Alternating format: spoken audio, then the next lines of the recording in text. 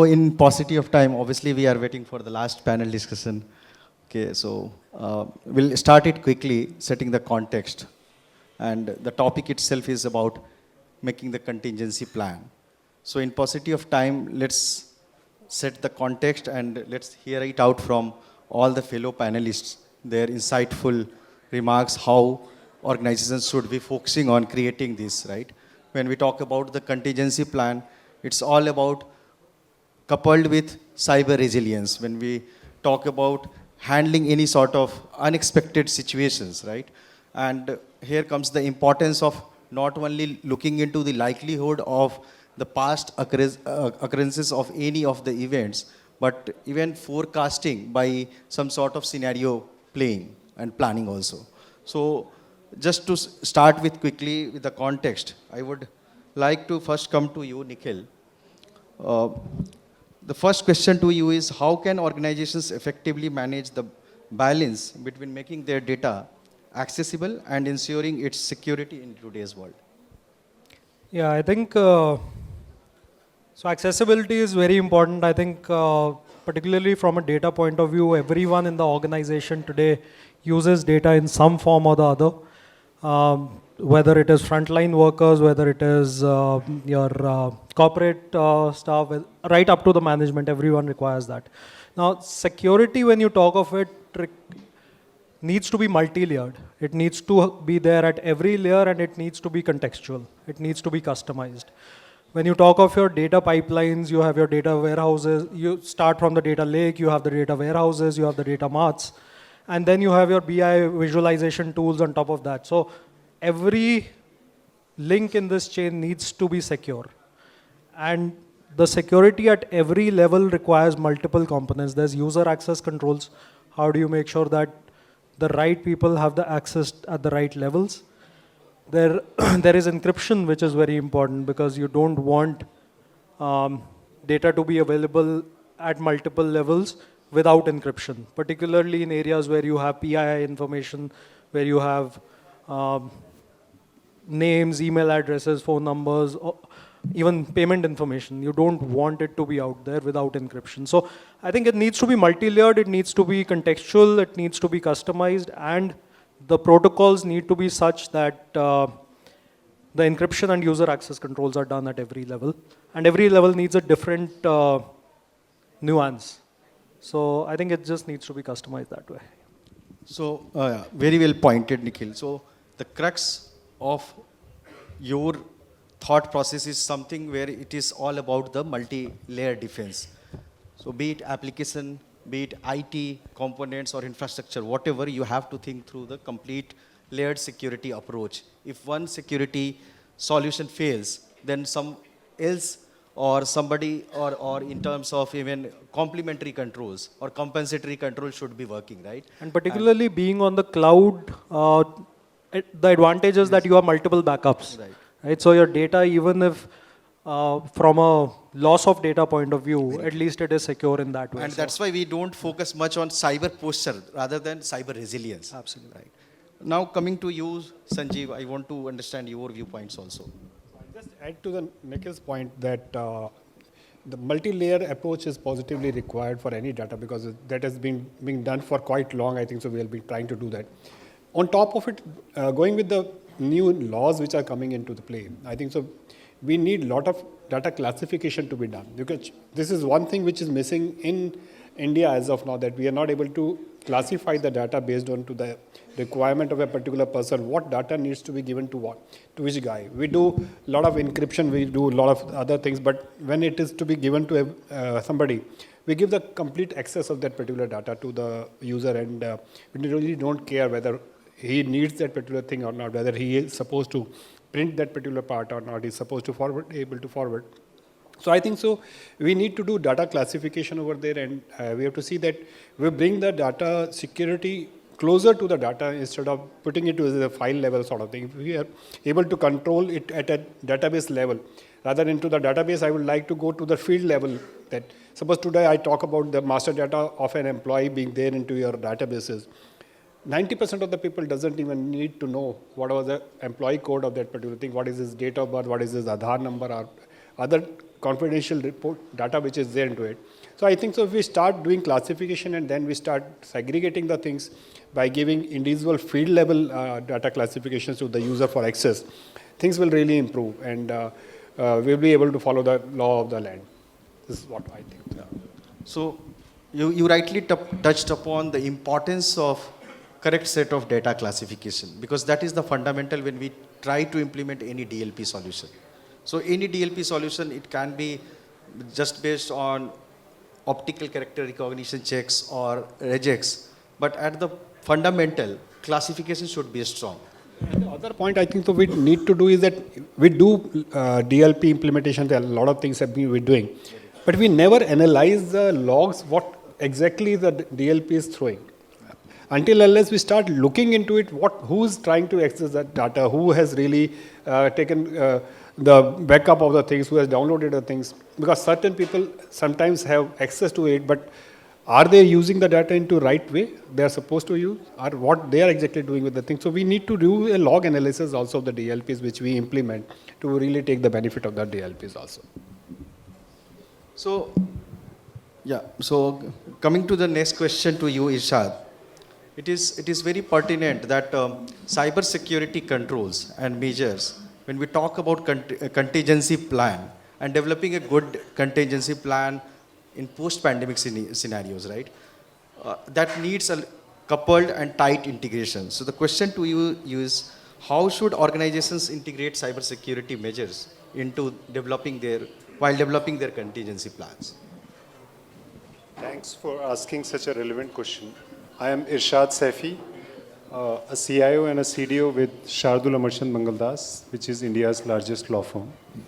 I think you raised a very important point. And so firstly, let's understand the contingency plan per se. I think all of us knows about the contingency plan, but what it is very important to understand is whether in all our organizations, are we treating this document as a document which is stale, putting somewhere in the behind of the storage or putting somewhere in the cupboards, or this is a live document.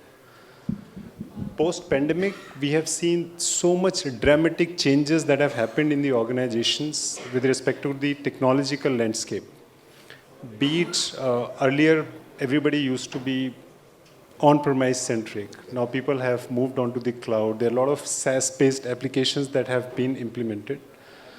So it is very important to make sure that all the technological elements and changes those are being made in the enterprise are also being reflected in the contingency plan document. Otherwise, what will happen is, in a scenario when there is really a disaster and if the contingency plan is not updated, people will be just looking into each others to see how to handle the situation. So that is my point number one. Second is, with respect to the data confidentiality and sensitivity, we also have to look at very carefully which security controls needs to be implemented for what level of applications that we have. So there is no one single rule that can be applied to all the applications. There may be certain top sensitive applications that may require more security with respect to multi-factor authentication, end-to-end encryption, and many more, but they also needs to be very well documented. The third and the last point I would like to make, and which is very centered to my heart, is making sure that the plan, whether it is a business contingency plan or any other plan that we have in the organization, that is well drafted and communicated to everybody in the organization. So in the event of crisis, we will have two set of people. People A, who will have to act upon that crisis. For instance, say if a cyber attack happens or a ransomware attack happens in an organization. Now, which are the roles that needs to act upon it? For instance, who will be the person in the organization or an outsourced partner who is going to go and talk to those bad actors to pay the ransomware amount in the bitcoins? Is it documented somewhere in the contingency plan? Second is, who is going to face the media? Third is, who is going to say, yes, now let's invoke the disaster recovery plan? And the fourth are really the users who are going to be impacted, meaning when somebody says, okay, there is a crisis situation in the firm, let's go invoke the DR. So what is going to be the role of each individual who are typically the business users are going to act upon it? How are they going to access the information? Are they going to be at home? Are they going to be at the hot site or some cold site or things like that? So on and all, I mean, all that I'm just trying to summarize is, as we all know, being a technology professionals, the technology is all about three things: technology, people, technology, and process. We will have to couple all three of them tightly and make sure that they have been used wisely to make it a success. Thank you. So, very, very pertinent points you talked upon, Irshad. So, you rightly touched upon the importance of effective communication while making a good contingency plan in modern context. And the most important part, what you talked about, is the importance of having the right set of risk scenarios getting discovered in the modern context. It is not like that you have developed a risk management as part of the process just for the namesake you are doing, where you are also not reviewing the existing risk scenarios and what are the compensatory controls in place till now, right? It is always a continuous evolution, because the moment technology landscape changes, there are the new risks which are getting introduced to the system. So it is all about the comprehensive risk management, where all the risk scenarios are getting continuously reviewed to inculcate any new things which can come as a forecasted risk scenario. And if all those things are getting done, then you will be able to understand, even predict the future scenarios also, which can create some problem. Now, so coming to you, Dr. Pankaj. So just wanted to understand from you, what can be the innovative approaches or technologies that organizations should adopt while strengthening their contingency plan? Yeah, thanks, Vedanath. I think, you see, my contingency, right, for particular my organization might be different from somebody else's. So I'd like to put this in two brackets. One is business, okay, a contingency for the business, and the other is the contingency for technology, right? A kind of a scenario which affects business and which might require a contingency plan to kick in will be different compared to a contingency which is required to be activated for technology, right? Now for business, of course, we'll leave that to the CEOs and the business leaders. As far as technology is concerned, my focus would be to ensure continuity of the business in a normal scenario. And contingencies can occur on a daily basis.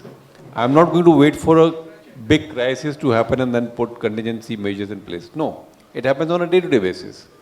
Today it might be DB, tomorrow it might be some appliance going off. Third day it might be some network issue. Fourth day it might be an attack that happens. Fifth day it might be an application that's not functioning. Each and every day is where we are facing these real scenarios which need contingencies to be activated, right? Of course, you put all of these in context, you'd like to have a bigger contingency plan, like a crisis management plan, right? Cyber crisis management plan, which not all organizations, I'm sure, as part of the BCP, they will have. But you cannot just sit thinking that I'm going to wait for one day when everything goes down and then I'll kick my, trigger my contingencies, right? So now, coming to the technology part, cyber security measures are there to ensure continuity itself, right? Because security is there to ensure your technology functions the way it is. So you'll put measures in place, you put firewalls, you put, DLPs, you put WAFs, you put proxies, etc., and then antivirus and what have you, the complete list. These are all to ensure that your technology and the business functions. Now, the most common way you put everything in high availability mode, right? You might have high availability either in a hardware to hardware mode, or you might have it in hardware to virtual mode. Then you might have even, geographically separated DRs, which gives you redundancy in case when there's a large disaster kind of thing. So contingencies have to be looked at in that perspective. You have to look at your entire technology stack, and for each layer, whether it's application or infrastructure or compute, storage, network, your security appliances. You will have to plan it that way. And everybody's business scenario, everybody's technology scenario is going to be unique and peculiar to them. So we as professionals have to ensure that our people, processes and technologies are adequately covered for whatever contingencies happen, not only on a great event, but even as we go on a day-to-day basis doing our work. Excellent. So, Dr. Pankaj, you rightly mentioned that we should not be waiting for a day where something goes wrong and then you are going to react. It is all about responding to each and every situations while developing a good contingency plan. Technologies are there, but how you have created all your risk scenarios across the technologies. And then you are going to some sort of restoration tests or tabletop exercises or whatever. So those all things have to be in a daily practice. You should not be waiting for any unforeseen scenario to happen and then to react. Now, coming to you, Vinay. So just because you are waiting passionately to get your turn, and just wanted to hear from you also. So obviously after a post-pandemic scenario, what we have seen, the remote working is something which has completely changed the thought process itself. Nobody had anticipated that a day will come when these type of scenarios we have to think through. And even the businesses were not ready to adapt. When we talk about the government businesses, where there was no even remote access policies and all those things which has been envisaged. So how has the nature of contingency planning evolved to address the challenges related to distributed teams? When we talk about the remote workforce management, so teams are working from different geographies, locations, coming from different devices, right? And there is no uniform control. And the perimeter is not the new context, right? We all know. And that's why identity has come into picture. So just wanted to hear your thought process around this quickly. Thank you, Baidyanath. My views are my own. My company have nothing to do with this.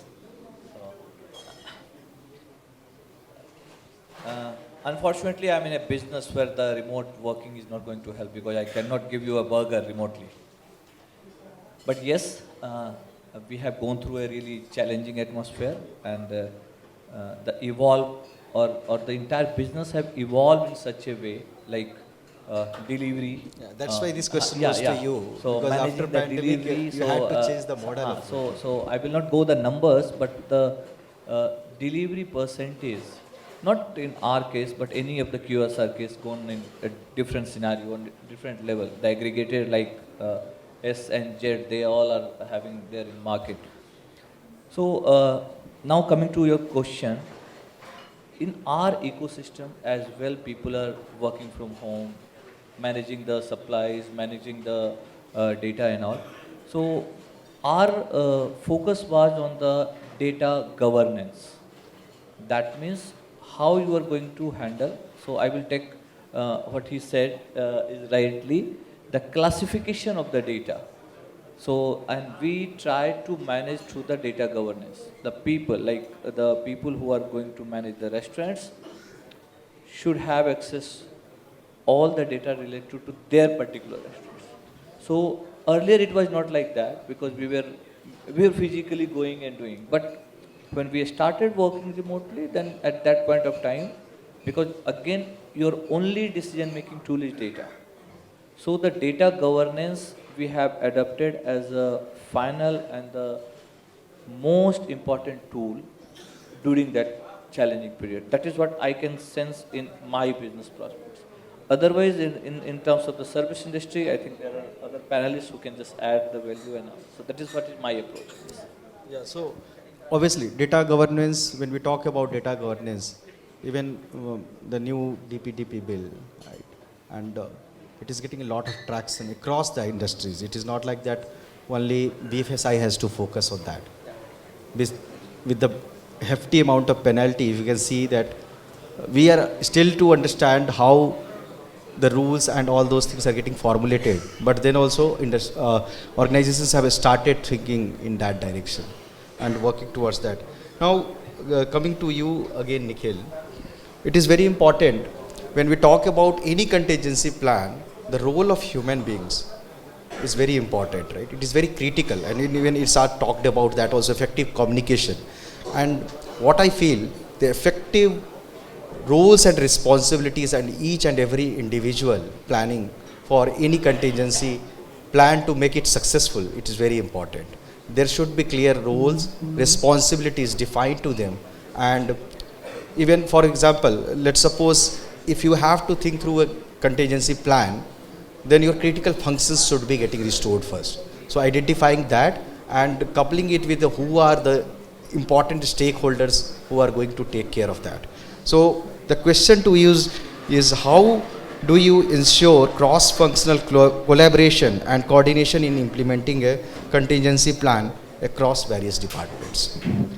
I think it's a very important question, because you can put all the systems in place, but if the people are not aligned, then it kind of falls apart when So who is going to the restore problem the comes. system? Yeah. So yeah, I think the question in a way answers itself, because if the way I look at it, it comes down to two things. One is having a very clear, like Irshad also mentioned, having a very clear, crisp, concise data policy for the organization. Having it articulated, having it documented, and having it constantly updated is very important. And as part of that policy, also identifying at every level who are the individuals in the organization, what are the positions in the organization which are responsible for which part of the data security. For example, it's very important that at every level in the organization there are data champions.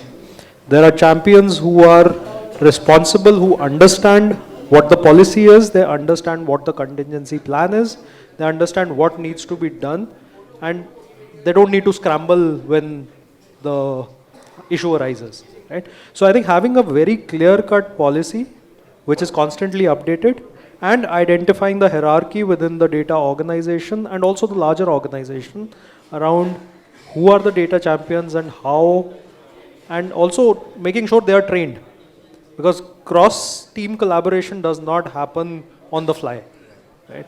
It happens when people are prepared, people know who to talk to, people know who to go to when the problem comes. So I think those are the important parts of answering that. Exactly, because Nikhil, as you said, so that collaboration comes when you actually do some drills, right? So the moment you do the drills, you plan it in a proper manner. For example, if a website, running website needs to be shifted to DR, so first infrastructure team will come into actions to do some sort of network changes or database failover and all. And then they have to talk to the application team to do the thorough testing from the DR side, right? So collaboration is very important, and it comes when you have done some sort of drills to understand that how they have to communicate, and then even the cross-functional understanding also, when the role will come for which employees. And that will determine your effective RTO and RPO management.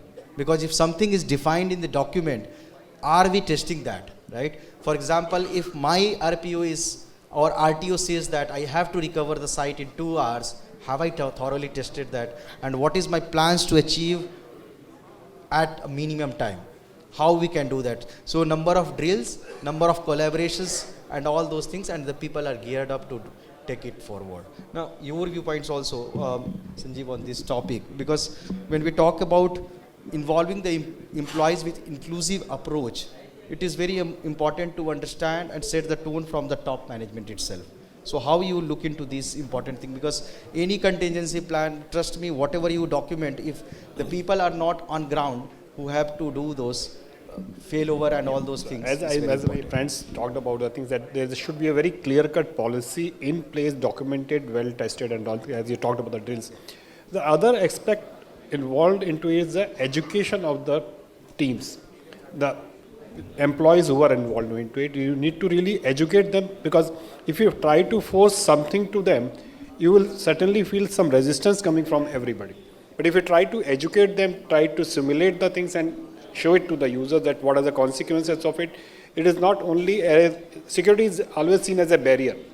So we have to really break that barrier, that it is not a barrier, it is a thing which is going to give you a comfortable sleep in the night, if something goes wrong, because if you lose your data, which you are not backed up, or it is there is no plan for that, then at least you will be the person who's going to suffer for it. So I think so education of the policies, the pluses and minuses of it should be very clearly defined and explained to the users to take part into that particular part. Secondly, when we talk about the data contingency to be done, today we have seen that with so many attacks being coming up, we do only contingency planning from the prospect that, okay, we are having online data to be there. And most of the cases we have seen that people were having a lot of backups being kept online, and those all also get affected during. I think so. We need to look into the old philosophy that we should have offline backups also planned for those particular things, which should be separated out from the network after the backups being taken, keeping off-site backups also. I think so. Those are the things which need to be really planned in the contingency planning. Otherwise, a disaster at one site can really take you down. That's why in case of any ransomware attack, only your offline and delayed backup is going to help. So this is very important. And planning those or understanding those risk scenarios also. And that's why I always focus to understand the requirements of scenario planning. Right? So this is very important that you understand what is scenario planning and how it is going to play a very important role in developing a good contingency plan, where you are trying to understand the probable scenarios which may happen. Like nobody has thought about this pandemic situation. It doesn't guarantee that you are able to predict all the futuristic things, but at least you are better prepared with that. So what role can scenario planning play in enhancing the effectiveness of a contingency plan, and how do you go about creating realistic scenarios? So just can you talk something for the audience on the realistic scenarios which can be looked upon while developing a contingency plan? Sure. I think partly I answered this question in my previous response when I was giving. But if I were to spend few more minutes on this question, I am sure all of you will kill me, because we are all sitting in between the drinks and the dinner and your stomach would be scrambling. The only one-line response I would like to give to this question is that do what you say and say what you do. So anything and everything that you write on the business continuity plan, also think about what if scenarios, as he was saying, rightly he was saying, and really document that thoroughly. So for instance, one of the example that you gave, most of the people write, say, in 4 hours we will be able to recover the disaster recovery center. But keep the hand to your heart and think about a situation when the actual disaster situation happened. Were you able to recover the site in 4 hours? It was not practically possible. So my only suggestion is, when we are doing the disaster recovery drills, make sure that all the aspects of the disaster recovery drill is thought through, done. Cut the network, cut all the replications that you are doing. Think about any adverse situation that could have happened otherwise because of the ransomware attack or any other natural disaster situations. Do that practically. And then if you think the RTO is actually 10 hours, it is not 4 hours, go document that, get the sign off from the management and continue with it. Nobody is going to kill you that if it is 10 hours, but it will actually help you to set the expectations that what if this situation happens in the future. We know it is going to take 10 hours and people will try to find out some other alternatives while they are waiting for this 10 hours recovery to happen. Thank you so much. Sorry, I have again taken some time. But excellent, excellent. So your words of wisdom, Dr. Pankaj, on this matter, quickly, related to creating realistic scenarios. See, the best preparation is only in practice, right? So I would like to practice, as Irshad has said, as everybody of us also know. Keep practicing all your scenarios, and the more frequently you practice them, the better prepared you will be. Yeah. Excellent, excellent. So coming to the last question to you, Vinay. Okay. So it always, even psychological aspects also come in as part of the crisis management. So how do you address the psychological aspects of crisis management, such as employee morale and public perception within a contingency plan? So I think I will also be very, very crisp. So I will answer you in a pointer. So first thing is the communication. It is internal and the external. So how you communicate in terms of in time of crisis. Second one is the employee support. So you have to be very good with the employee. You have to stand. Leadership visibility. So at the time of crisis, the leaders should be available. They should be reachable. They should be present, and they should be having a empathy to the situation. It should not be in a very aggressive mode. It should be, because we all are. It's not intensely done. Exactly. And the last one is there should be always transparency during that crisis situation. So these are the 4 points which I think that can help to get out of any kind of crisis situation. Excellent. So time's up now. Good that finished well in time and covered all important questions. So in paucity of time, I will not be summarizing that much because I have already keep on talking that, and wonderful points from all the panelists. Now, any questions if you want to ask quickly, 1 or 2 questions, we can quickly take it up. Otherwise, we can take it offline also. Yeah. Yeah. Thank you so much. It was wonderful discussion.